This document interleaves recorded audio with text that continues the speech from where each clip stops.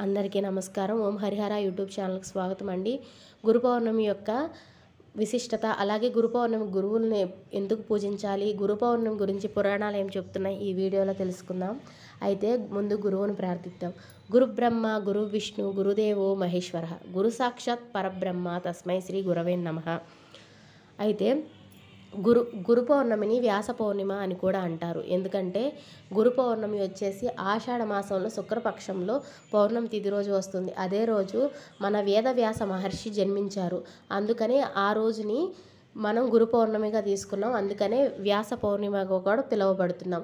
అయితే మహర్షి పుట్టినరోజునే గురు పౌర్ణమిగా ఎందుకు పిలుస్తున్నాం అంటే గనక, వేదవ్యాస మహర్షి మహాభారతం, భాగవతం, పురాణాలు, ఇతిహాసాలు, అలాగే మన ఋగ్వేదం, యజుర్వేదం, సామవేదం, అధర్వణ వేదం ఇలాంటి వేదాలన్నిటినీ భావితరాలకు అందించాలన్న ఉద్దేశంతో మొట్టమొదటిసారిగా లిఖితపూర్వకంగా జ్ఞానాన్ని బోధించడం అయితే జరిగింది. అందుకని ఆ మహర్షి పుట్టినరోజునే గురు పౌర్ణమిగా తీసుకోవటం జరిగింది. అయితే ఈ వేదవ్యాస మహర్షి ఎంత గొప్పవాడి అంటే, సాక్షాత్తు విఘ్నరాజ వినాయకుడు కూడా ఈయన దగ్గర శిష్యరికం చేసి జ్ఞానాన్ని అయితే పొందటం జరిగింది.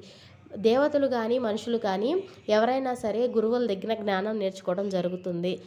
ఎందుకంటే మనకి కరెక్ట్ ఏదో రాంగ్ ఏదో అంటే అజ్ఞానం ఏదో జ్ఞానం ఏదో తెలియచెప్పేది గురువు ఒక్కళ్ళే. గురువు లేని జీవితం అంధకారంలో ఉన్న మనిషిలాగా ఉంటుంది. అంటే మనకు కళ్ళు కనిపించకపోతే ఎలా చీకట్లో ఉంటామో, అలాగే మనిషి జ్ఞానం పొందకపోతే అలా అజ్ఞానం అనే చీకట్లోనే జీవించడం జరుగుతుంది. అయితే ఈ సాయిబాబాని ఎందుకు గురువుగా స్వీకరించారంటే గనక, సాయిబాబా కూడా ఒక గురువే.